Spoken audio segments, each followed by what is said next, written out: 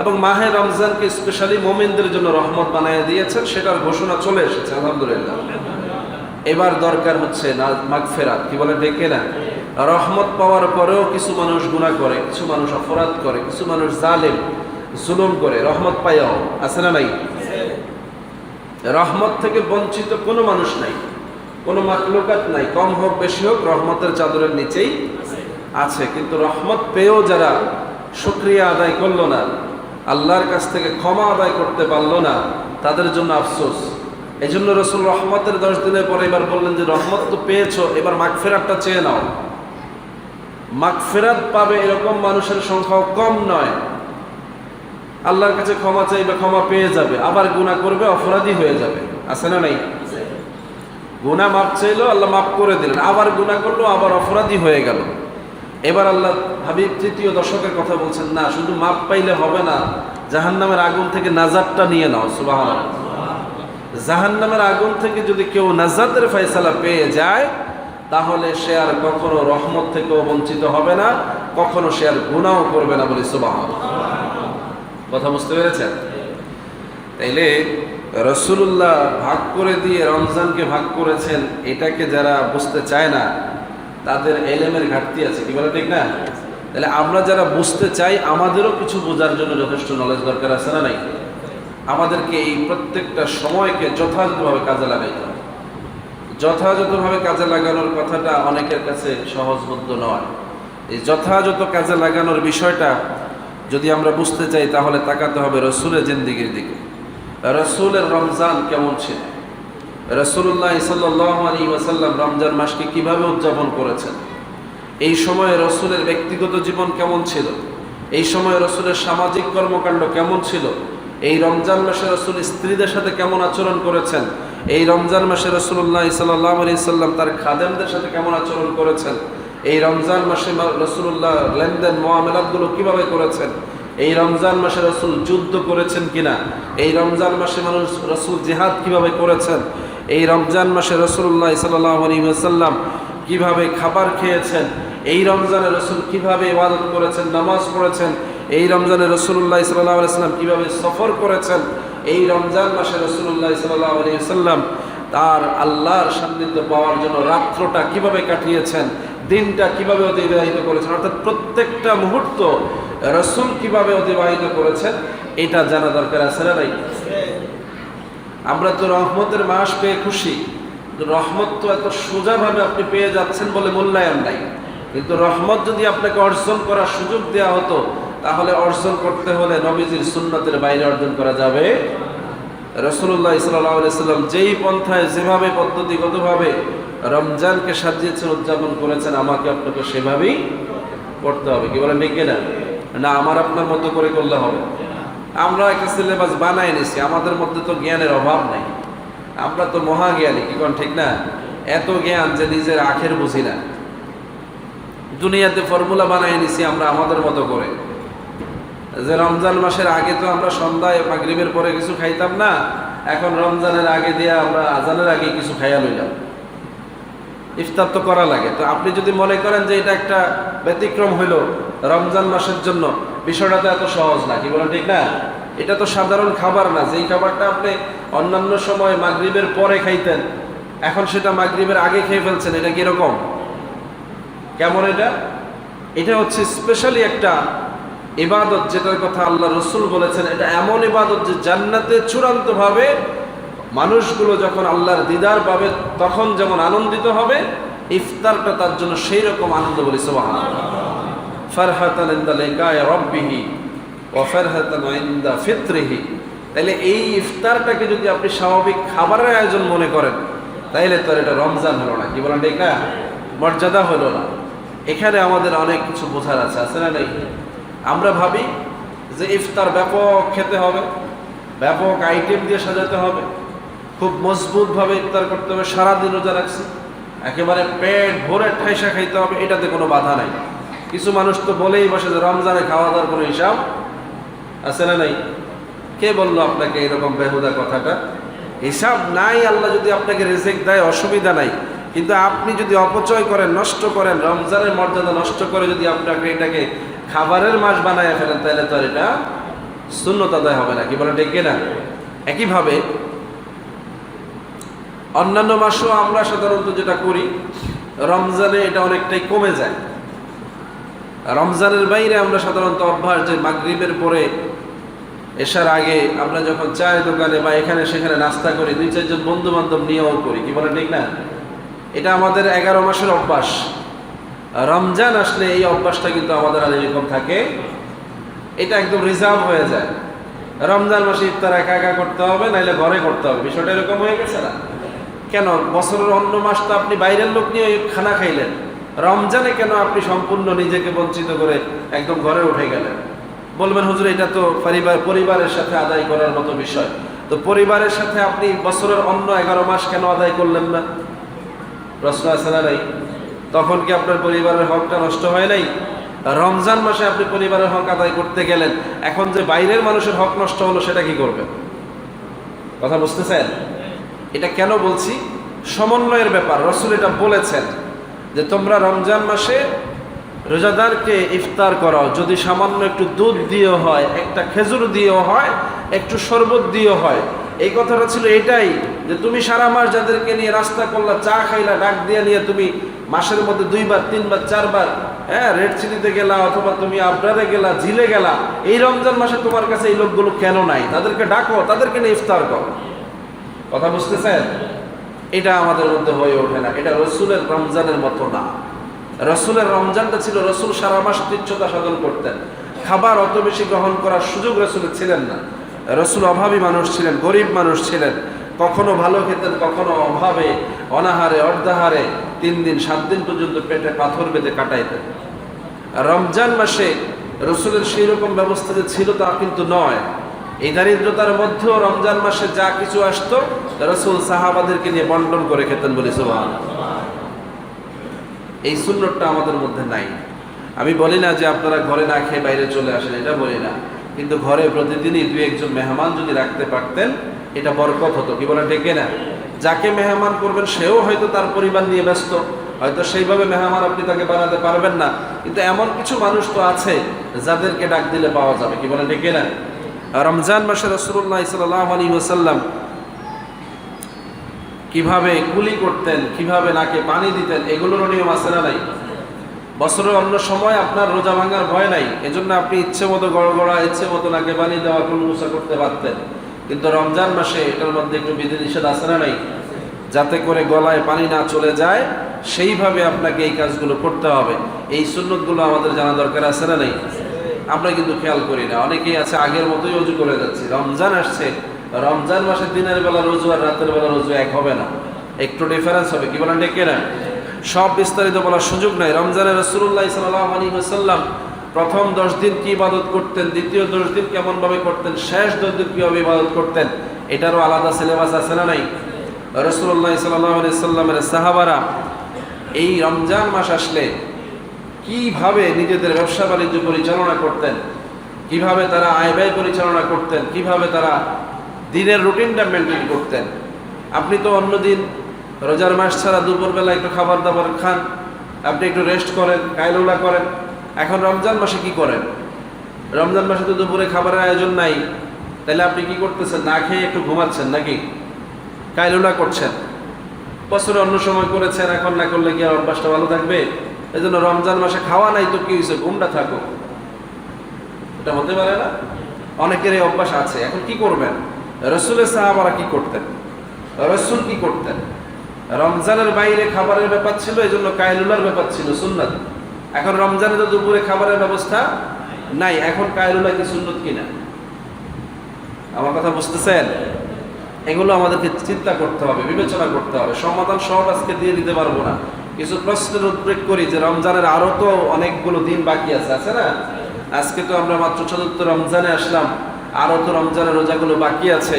এই রোজাগুলোকে যদি অন্তত আমরা ওইভাবে সাজাতে পারি তাহলে হয়তোবা কিছুটা হলেও রাসূলের রমজানের সাথে আমাদের সামঞ্জস্য হবে এবং সেইভাবে আমরা রমজানকে উপলব্ধি করতে পারবো। আল্লাহ তৌফিক দান করুন, সকলে বলি আমিন। সম্মানিত হাজিরিন, রাসূলুল্লাহ সাল্লাল্লাহু আলাইহি ওয়াসাল্লাম রমজান মাসে তার স্ত্রীদের সাথে, বিবিদের সাথে কেমন সম্পর্ক রাখতেন, কিভাবে সময় দিতেন, এই বিষয়গুলো আজকাল আমাদের জানা দরকার আছে না নাই? আমরা তো স্বাভাবিক দিন দিয়ে করে যাচ্ছি, আপনারা অনেক অনেক কাজে ব্যস্ত থাকেন, আপনাদের সবগুলো কাজ রুটিন মাফিক। রমজানের বাইরে যেমন ছিল এখনো তেমনই আছে, বরং বলা যায় এখন রমজান আসার কারণে আপনার যেন ব্যস্ততা আরো বেড়ে গেল। রমজানের বাইরে আপনি পরিবারকে সময় দিতে পারতেন, পরিবারের কাজ কিছু হালকা করে দিতে পারতেন, করেছেন। দিনের বেলা হোক বিকাল বেলা হোক একটু সময় দিয়েছেন। এখন রমজান চলে এসেছে, আপনার ইফতারের আয়োজন, আপনার রাতের সেহরির আয়োজন, আপনার আরো অন্যান্য আয়োজন নিয়ে মহিলারা সারাদিন ব্যস্ত থাকে। আপনি রমজান মাসে ঈদের আয়োজন, ঈদের প্রস্তুতি নিয়ে ব্যস্ত থাকেন, অথচ মাহে রমজান কিন্তু চলে যাচ্ছে। আপনি না আপনার পরিবারকে সুযোগ দিলেন, না আপনি নিজের সুযোগ কাজে লাগাইলেন। আপনি ব্যস্ত রইলেন ঈদ নিয়ে, আপনার স্ত্রীকে ব্যস্ত রাখলেন আপনি ইফতার আর সাহরি নিয়ে। এটা কি রসুলের সাহাবারা করেছেন কিনা, রসুল করেছেন কিনা, রসুলের স্ত্রীরা কি এভাবে রমজান উদযাপন করেছেন কিনা জানা দরকার আছে না নাই? বলার তো সুযোগ পাবো না, এই সব কিছু বিষয় বলার সুযোগ থাকে না। আমরা কিন্তু এগুলো জানার দরকার, কি বলার দরকার আছে না নাই? জানার আগ্রহ আমাদের মধ্যে নাই। রমজান মাস মসজিদ সবসময় অচল থাকে না সচল থাকে? সচল থাকে। রমজানে একটু বেশি সচল থাকে। রমজানের বাইরে 5 ওয়াক্ত নামাজ ছাড়া মসজিদে কোনো কর্মকাণ্ড থাকে না। রমজান মাস আসলে মসজিদে কর্মকাণ্ড একটু বেড়ে যায়, বিশেষ করে রাতের ইবাদত বন্দেগী, বিশেষ করে তারাবির নামাজ এবং অন্যান্য ওয়াক্তে মুসল্লিদের আগমন বেশি, ফলে রমজানের ব্যস্ততা একটু বেড়ে যায়।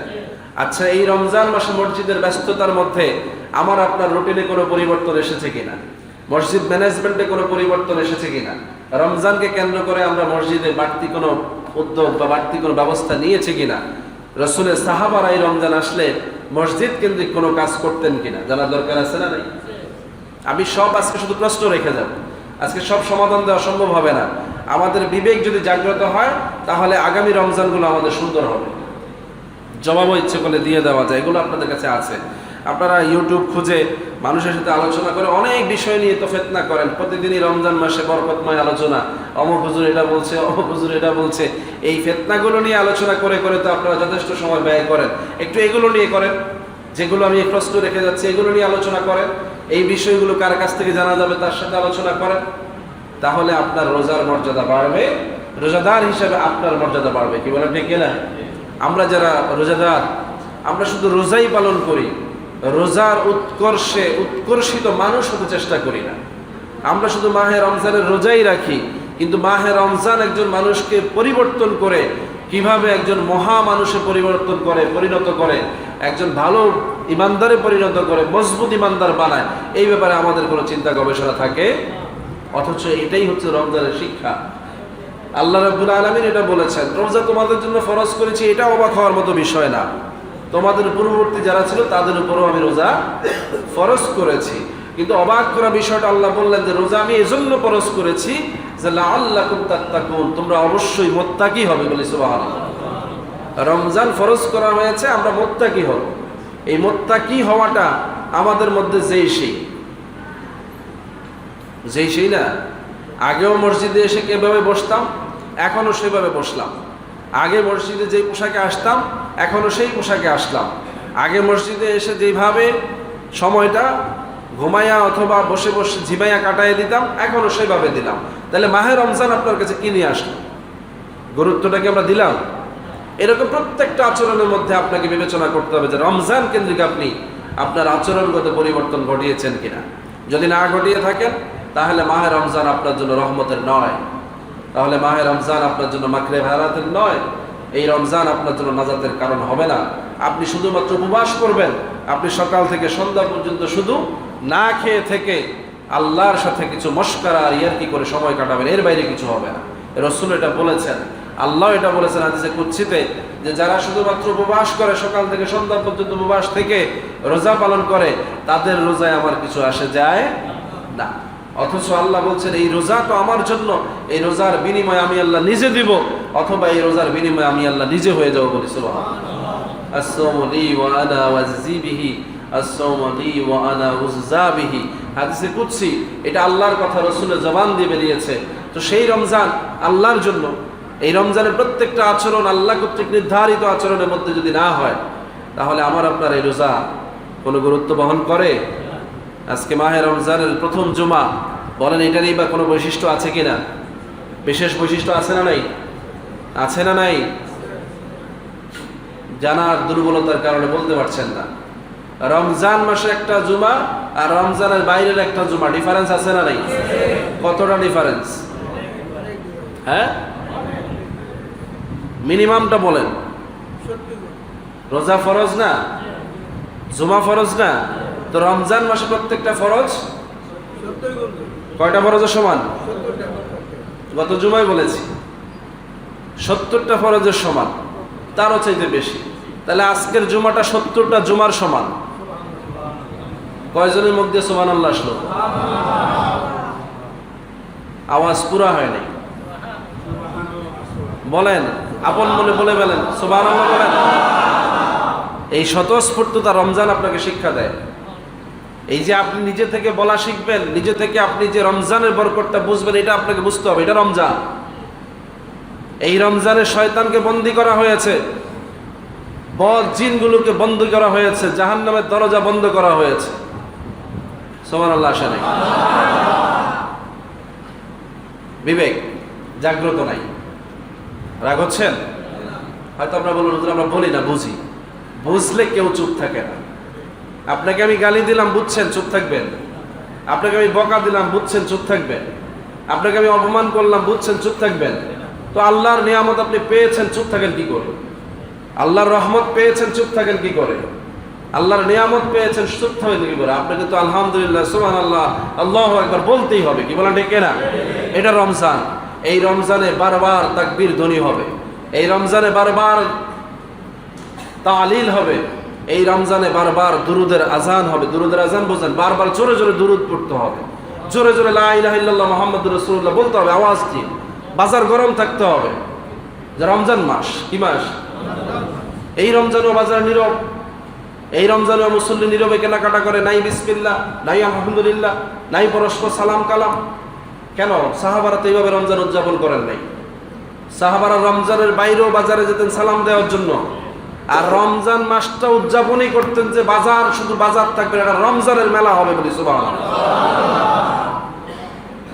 আমাদের মধ্যে সেই চেতনা নাই। কারণ ধান্দাবাজি, সিটিংবাজি, প্রতারণা, ভেজাল দেয়া, ওজনে কম দেয়া, অন্যের পকেট কাটার ধান্দায় ব্যস্ত। রোজা তো বুঝে না।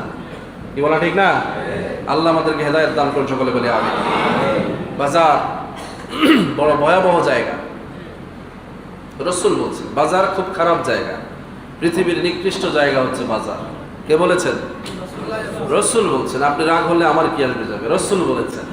আর সর্বশ্রেষ্ঠ জায়গা হচ্ছে মসজিদ। তো রমজান মাসে বাজারে মানুষ থাকবে কেন? রমজান মাসে কাজ ছাড়া মানুষ থাকবে মসজিদে। কি বলেন ঠিক না? এখন কাজ নাই, অবসর আছে, 5 মিনিটের জন্য মসজিদে এসে কোরআন নিয়ে বসে যাবে, অথবা তাসবিহ পড়বে, বা 2 রাকাত নামাজ পড়বে। কেন? ওয়াক্ত ছাড়া নামাজ পড়া যাবে না? নফল নামাজ পড়ার কি ওয়াক্ত আছে নাকি? কই? বাগড়া বাজার মসজিদের দরজা কি খোলা থাকে? যদি খোলা থাকে তাহলে নামাজিরা কি নামাজে আসে? অজুখানা তো খোলা, আমাদের টয়লেট খোলা, ওগুলো ব্যবহার করছেন। মসজিদে কেন সেজদা নাই রমজান মাসে? রাসূলের সাহাবারা রমজান মাসে নিজেদেরকে মসজিদে বন্দী করে ফেলতেন। সুবহানাল্লাহ। রাসূলুল্লাহ সাল্লাল্লাহু আলাইহি সাল্লাম 20 দিনও ইতিকাফ করেছেন, 10 দিনও করেছেন। শেষ দশকে পুরোটাই সারা জীবন ইতিকাফ করে কাটিয়েছেন বলে সুবহানাল্লাহ। এই বাজারে ইতিকাফের মুসল্লি খুঁজে পাওয়া যায় না। ইতিকাফের মুসল্লি খুঁজে পাওয়া যায় না রমজান মাস। আমরা তো রমজানের চেতনায় উদ্বেলিত মুসলমান। কি বলেন ঠিক না? আমার কথায় কি আপনারা রাগ হচ্ছেন? আমাদের সেই বোধোদয় হয় নাই, হওয়া উচিত। এই সমাজ জেগে ওঠা উচিত। এইরকম একটা রমজান আগামী 1 বছর পরে আমাদের নসিবে নাও হতে পারে। কি বলেন ঠিক না? এই সমাজটা এইভাবে সাজানো সমাজ 1 বছর পরে নাও থাকতে পারে। সমস্ত স্কলাররা, সমস্ত আলেমরা বারবার তাকিদ দিচ্ছে, বিপদ আসতেছে, বিপদ আসতেছে, মুসিবত আসতেছে। অনেকের কাছে এগুলো বাড়াবাড়ি মনে হচ্ছে, মোটেও বাড়াবাড়ি না। ফিলিস্তিনে যান, চরম সীমায় পৌঁছে গেছে। কি বলেন ঠিক না? এর চাইতে ভয়াবহ তার কি হতে পারে? লাশের উপরে জিন্দেগি চলছে, ভবনের স্তূপের নিচে লাশ দাফন হয়ে গেছে, না জানাজা না কাফন। এর চাইতে ভয়াবহ তার কি আশা করেন আপনি? বাংলার মুসলমান এরপরে যদি মসজিদে না ঢোকে, এখানেও সেই অবস্থা হবে। কেউ ঠেকাতে পারবে না, এটা আমরা ডেকে আনতেছি না। আপনি বলবেন হুজুর আপনারা খালি কথা কন তো এই আল্লাহ গজব দিবে না, আমরা বললে দিবে না। আল্লাহ আমার আপনার কথায় সব ঘটায় দিবে। বিষয়টা এরকম হলে ফিলিস্তিনে এই অজাকারতা হতো না, কি বলা ঠিক কিনা? আমরা তো বারবার বলেছি আল্লাহ ফিলিস্তিনে আপনি অসুবিধা দিয়েন না। আল্লাহ কি আমাদের কথা রেখেছেন? রাখেন নাই। কেন? ওই জমিনের জন্য এটাই ছিল তাদের তাকদীর। এখন এই জমিনে আমাদের তাকদীর কি আছে আমরা জানি না। তাকদীর পরিবর্তন করবার জন্য আমাদের কোনো কার্যক্রম আমরা নিয়েছি কিনা এটা আল্লাহ দেখতেছে। রাসূল বলছেন আত-তাকদীরু লা ইয়ারুদ্দু ইল্লা দুআ।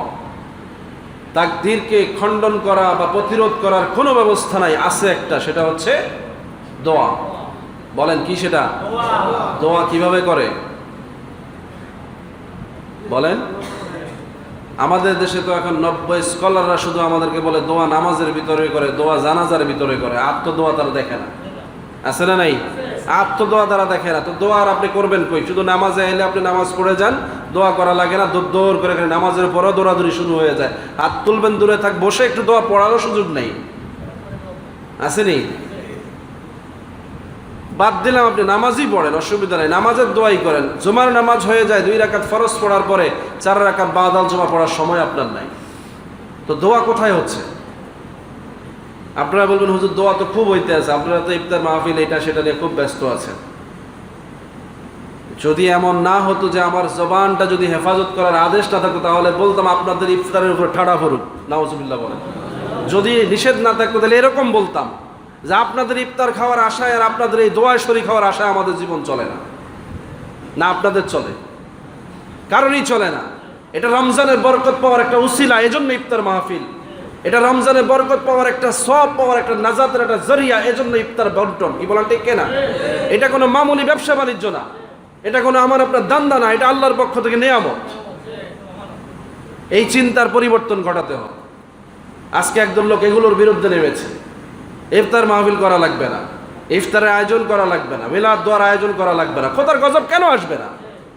গজব তো তুমি ডেকে আনতেছো।